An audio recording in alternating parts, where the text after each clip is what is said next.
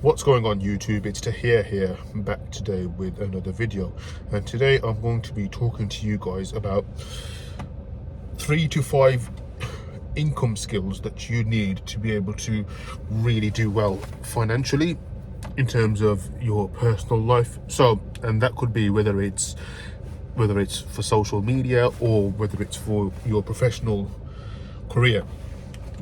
Now, one of the skills that you need is the ability to be able to adapt to different curveballs and different situations that life throws your way.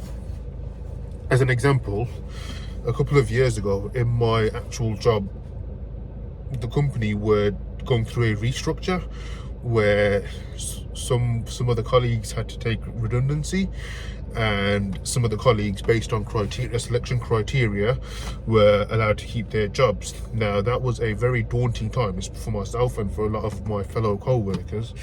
It just wasn't really a nice situation to be in, knowing that some people were potentially about to lose their jobs. Now, how you react from that kind of says everything. You need to be able to have a positive mindset, and then you also need to be able to have a mindset where you're able to adapt to any situation. So let's say, for example, I didn't make it through that restructure. I then would have had to go find a new job.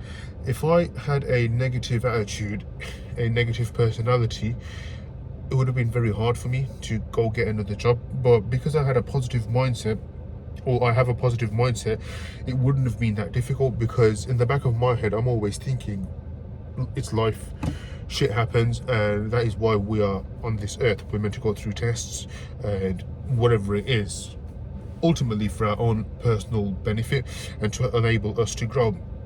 So yeah, the ability to adapt to whatever situation that it may be in is something that you need to help you earn a high income. Because another thing that does is that kind of shows that you've been through a lot of different situations and nothing has really phased you. The second tip that I can give you guys is the ability to learn new skills, and that kind of ties back in with the first point, but not really.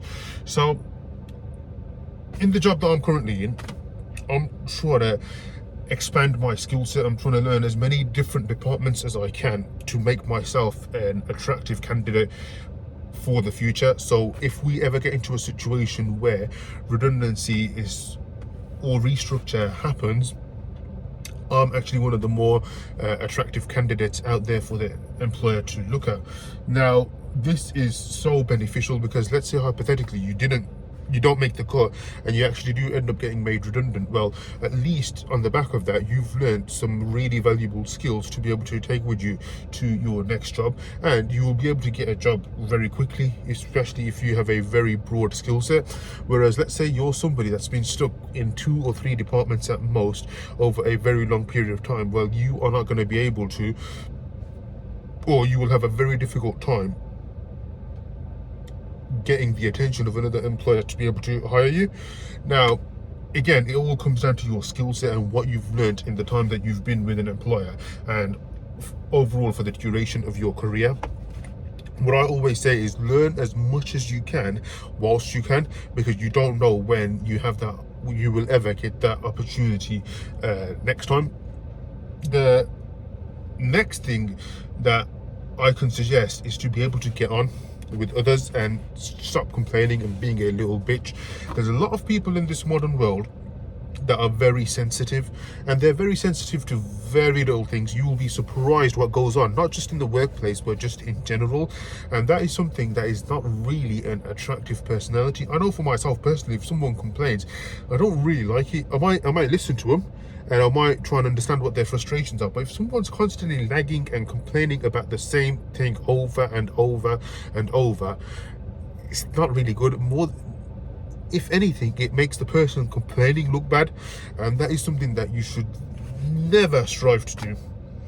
You should always have a balanced approach where if you've got some feedback, some constructive criticism, you should always discuss it in a way that doesn't come off as you complaining, because again, nobody wants to hear it. And quite frankly, to be honest with you, if you're like myself, you don't have the time to be able to deal with that sort of stuff. So don't complain. That is a very, very big thing, and I cannot emphasize that enough. The next point that I would like to talk about is when it comes to income, you want to be able to do work that kind of benefits your career, especially if you want to earn a high income. But you also, and a lot of people nowadays do this, is where they will tread on other people's toes to get to where they want to be. You also don't want to be doing that. But going back to my first point, you want to focus on projects that align with your goals, and I talk about this in my other videos a lot, is you want to be doing things that align with your purpose, with your goals, whatever it may be, because you don't want to waste a lot of time doing stuff that really has no relevance to you. So as an example, let's say hypothetically you want to, I don't know, become a manager. You want to be able to take on a project that showcases your ability to lead a team, and to be able to lead a team through a project that is not really too easy, so it's kind of in the middle. That then can potentially show what you're potentially capable of, and that then will mean that employers take a risk on you for the next big thing. So yeah, so do projects that align with your purpose, with your goals, to get you to the next level. And then finally, you want to be just hanging around the right people, pick their brains and understand what it is that made them successful and where they got to, and you'll be surprised with a lot of the answers that come out. A lot of people just, they stick in, they like to crack on, and they also kind of question the beliefs, not in a negative way, the beliefs of very successful people, and try and get understand why the successful people have done things the way they have done things. That then gives them a fresh perspective on what they need to do, or how they can integrate that into their plan to be able to again earn a higher income, which is what I'm sure most of us would want to do. But anyway, thank you guys so much for watching. I know I've rambled on a bit, but yeah, I hope I was able to help some of you guys by giving you guys 3 to 5 tips on what you guys need to do to be able to earn a higher income. There are some of the findings that I've kind of learned over my career, and they have really propelled me to the next level. But anyway, thank you so much for watching. If you've enjoyed the video, please thumbs up, subscribe, leave a comment down below, and I will see you on the next video. Thank you so much for watching.